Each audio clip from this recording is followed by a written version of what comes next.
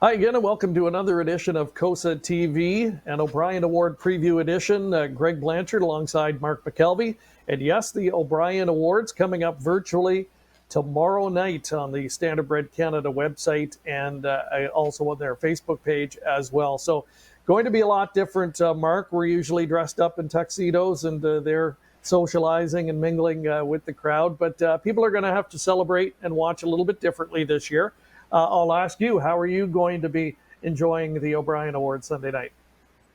Well, I think I'm going to be a little bit on the clock, obviously doing some social media work and some communications work for Woodbine Entertainment because this is the biggest night for Canadian harness racing. We're going to recognize the stars. But to your point, I definitely miss not getting dressed up and being able to gather with everyone. It's usually just a great night, a lot of fun. But from what I understand and talking to some different people in the industry, everyone's going to make the most of it. They're going to have their own parties at home. I'm really looking forward to watching all the coverage all night long. I think in a situation like this, typically harness racing, we're able to make the best of it. And I'm sure the O'Brien Awards are going to be nothing but that. So if you want to tune in, here's how you do so. You can watch, as mentioned earlier, on the Standard Bread Canada website. They're also going to be live streaming on their Facebook page. The festivities get underway at 5:30 tomorrow. Make sure to tune in for that. Kelly Spencer with her always popular red carpet show from 5:30 until 6:30. And then the O'Brien Award ceremony portion of the night, that gets underway at 7:30 tomorrow evening. So looking forward to that. Looking forward to meeting our special guest tonight. On the other side of this break, we'll talk to future star finalist Rachel Andrew coming up next. COSA, the Central Ontario Standardbred Association, proudly serving Ontario horse people with integrity and accountability. Collaborative, supportive, helping to ensure a vibrant harness racing industry. Lifetime membership is free and there are many benefits. Become a new member today. COSA, representing the interests of horse people racing at Ontario racetracks. To find out more, visit COSAonline.com. Enjoy the thrill of the race anywhere, anytime with HPIBet.com. Join for free and use your smartphone, tablet, or PC to watch and wager when you can't be at the track. Stream live racing from over 450 tracks. Bet with ease from anywhere. It's safe and secure. Get rewards, race alerts, tips, and more. For a limited time, get $100 when you become a member. Plus, 1 month free live race streaming and your first bet is on us. Go to HPIBet.com to join for free today. And welcome to this edition of COSA TV. Greg Blanchard and Mark McKelvey, joined by a very special guest this evening, Rachel Andrew, who I'm sure is very much looking forward to tomorrow night and this year's edition of the O'Brien Awards. Rachel is up for the Future Star Award against fellow island native Austin Sorey. Rachel, welcome to the show, and want to ask you about how it feels to be an O'Brien Award finalist. I mean, it was a complete shock, to be honest, when I got the call, and it's just a privilege to have my name there, considering everyone that's been there before, and just, it's a huge honor, and no matter what happens, I mean, Austin's more than deserving of the award, and it's just great to be involved. Obviously really humble to get this honor, like you mentioned, to be a finalist. Was this ever anything that crossed your mind throughout the season, the possibility of being up for an award like this? I knew, like, myself and my team, we had a great season. I actually had a lot of injuries along the way, but I knew we did have a successful year, so I guess it was not a total shock, but still a shock. I don't know how to explain it. Rachel, you mentioned injuries. Now, were you talking personal injuries or injuries with some of your horses? No, I mean, obviously we had a great year. We're nominated for a Future Star Award in O'Brien, but I think I had a stable about 14, 15 horses at one point, and then halfway through the season I was down to 6 or 7. I just had some crazy bad luck with injuries, and a lot of them were some of my top horses, but that's the way the game goes. And the rest of my stable throughout the year just pulled up their socks and just, took one for the team and carried us the whole rest of the way. Well, obviously 2020 was a trying year across the board for everyone. But when you're dealing with some adversity like that, are you somebody that's able to stay positive in those situations, or kind of look to those around you to provide that support? Yes, I think I am kind of a positive person, and growing up, my dad, who was one of the biggest influence for me, he was always had a positive mindset, and we would get some horses that were banged up or had injuries, and he would never give up. He would spend the time on them, and I try to do the same. And I have a great team, working with Travis every day in the barn also, and we just try to support each other and keep upbeat, because this is the name of the game. There's definitely lows with the highs, and you just have to roll with them and stay positive and keep moving forward, because the wave will change eventually. You mentioned your father, Brian. I'm going to assume maybe the biggest, or certainly one of the biggest influences on you in the game. And maybe just talk a little bit about him. And he took a kind of a non-traditional path, didn't he, Rachel, in the game, where he, I believe, was a school principal, correct, for most of his career, and then transitioned into horses a little bit later? Yes, he growing up, we had probably a stable of 6 or 7, give or take, and he was a full-time school principal, elementary school, for my whole life, 30 plus years. He was a principal, so he would put in the hours at the barn. That was his true passion. But like many other people from the Maritimes, you have to, in most cases, have another source of income. That's just the way it is there. But everyone that's involved is involved because they love the sport, and that was him. So he had a smaller stable growing up. And then once he started, on the retiring path of being a principal, we expanded into a breeding operation, and we bought a bigger farm, and so he retired from that one aspect of his life, but he didn't really retire at all, because he took on even more. Sure. Now, for yourself, Rachel, what are your earliest memories? Was this always being around the horses? Was that always something you were drawn into, or were you maybe into other things growing up?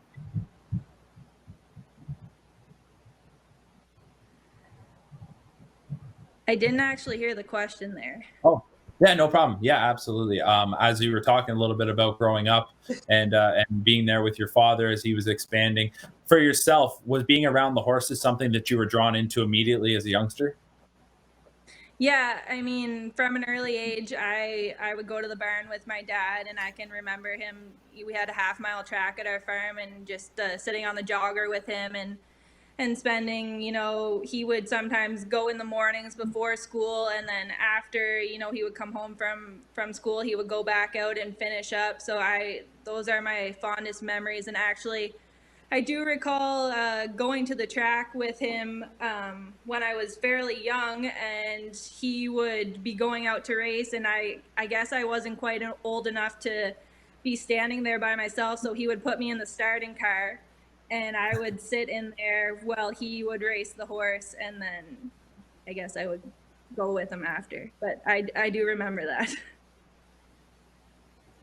And Rachel, your partner's Travis Cullen, who was the 2014 Future Star winner of the O'Brien Award. So, you've got some familiarity there. But, Travis is from Western Canada originally. So how and when did the two of you meet? Okay, I'll try to condense this a little bit. I finished up university in Montreal, and I came back home for the summer, and I said to my parents, I don't want to race. I don't want to work. I just want to race, because I had accepted an offer to go work out in Alberta. So I spent the summer racing with my dad in PEI, and then him and I packed up, and he helped me move to Calgary, where I was going to start work. And my uncle is also out there, and he had some racehorses. So my dad, I guess got a couple catch drives of his horses at, which was the Alberta Downs at the time. Century Downs wasn't built yet, so this was in Lacombe. So we went to the track, and I watched my dad drive, and he didn't have a win, but he had a second. He was very close. But Travis was there. He definitely had a few wins that day. He was very successful. I knew who he was just because he had, I think he won the Future Star Award the year before, and I didn't talk to him or anything, but I think I was about 5 minutes down the highway after the races, and I got a message that said, "Hey, if you're ever missing the horses, just let me know, and you can come help me out." So I think it was about 1 week after that, I said, "Yeah, I'm missing them. Would you like some help?" So I took the drive down and walked into his barn, and he said, "You have your colors here? You can warm this horse up." And I said, "Yeah." So I hopped on, and I guess the rest is history. And you talked about your uncle as well, Bill. So as prominent as your dad was certainly in Eastern Canada, Bill in Western Canada.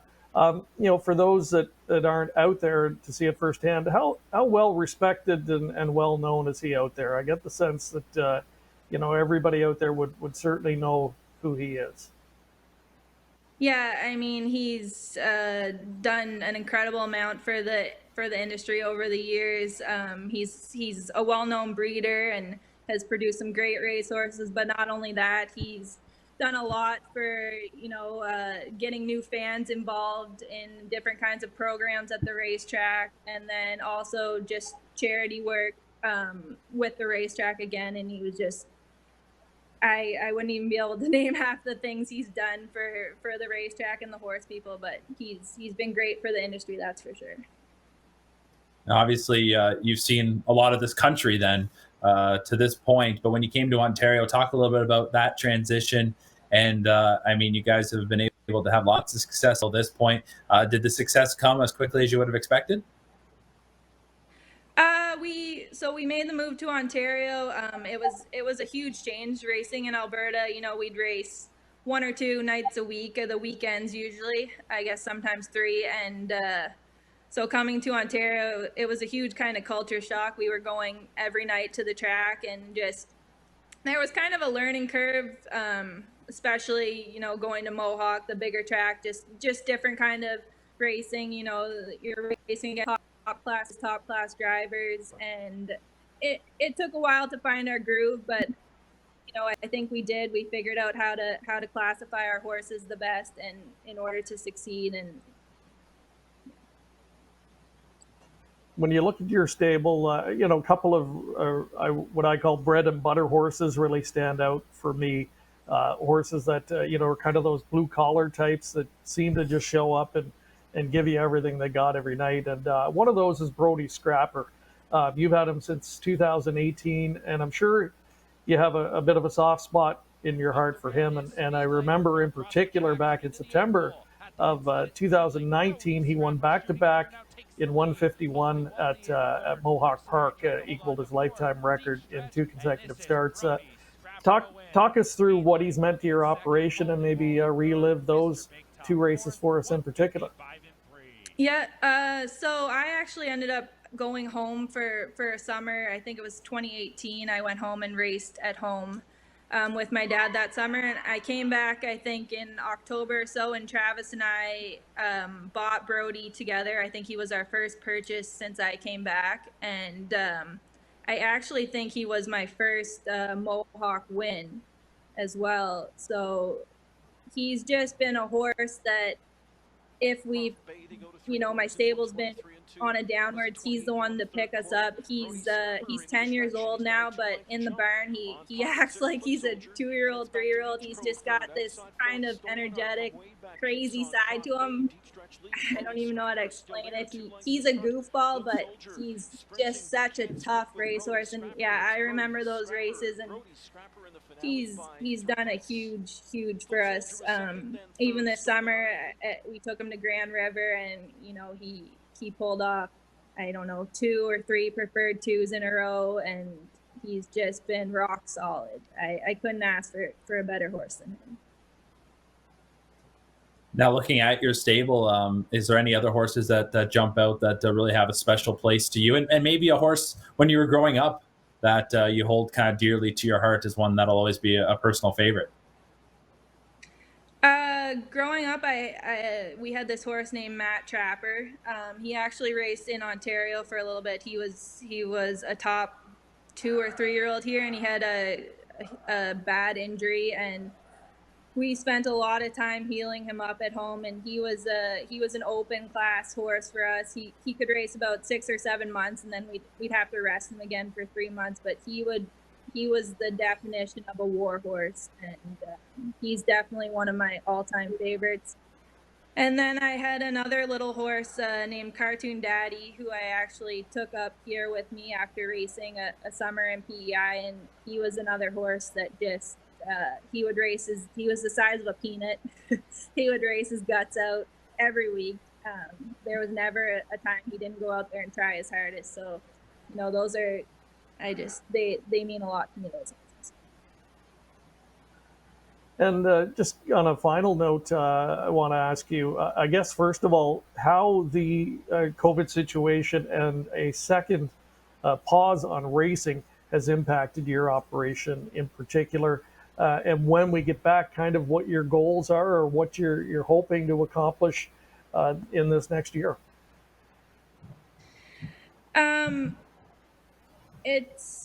It's been a lot because it's so up in the air. You don't know exactly what to be doing with your horses on a day-to-day basis. You don't want to push them too hard and, kind of burn them out before we get back going, but you want to be ready to go. So we've just been kind of juggling it. We gave them about a 2-week break after the initial shutdown and just gave them some time in the field to re-energize them and put some more life into them, and started them back just jogging, slow trips, trying to keep them in shape, getting the miles into them, and making sure we're ready to go when they do say we can go.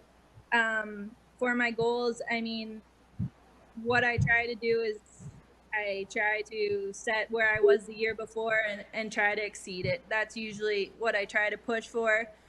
But more than anything, as long as my horses are, going out there and giving it their all, that's all I can ever ask for them. And that's what they usually do.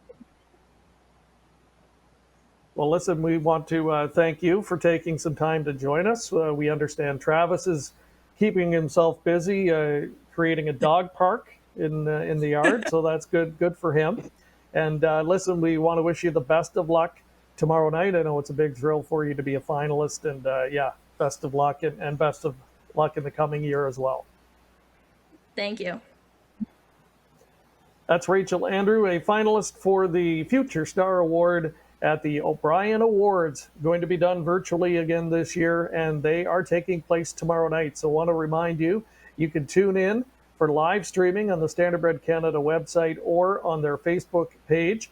Tune in at 5:30 for the Red Carpet Show with Kelly Spencer, and the award ceremony getting underway at 7:30. Don't forget to subscribe and follow us on YouTube and our social media channels as well. So long, we'll see you next time on COSA TV. COSA, the Central Ontario Standardbred Association, proudly serving Ontario horse people with integrity and accountability. Collaborative, supportive, helping to ensure a vibrant harness racing industry. Lifetime membership is free and there are many benefits. Become a new member today. COSA, representing the interests of horse people racing at Ontario racetracks. To find out more, visit COSAonline.com.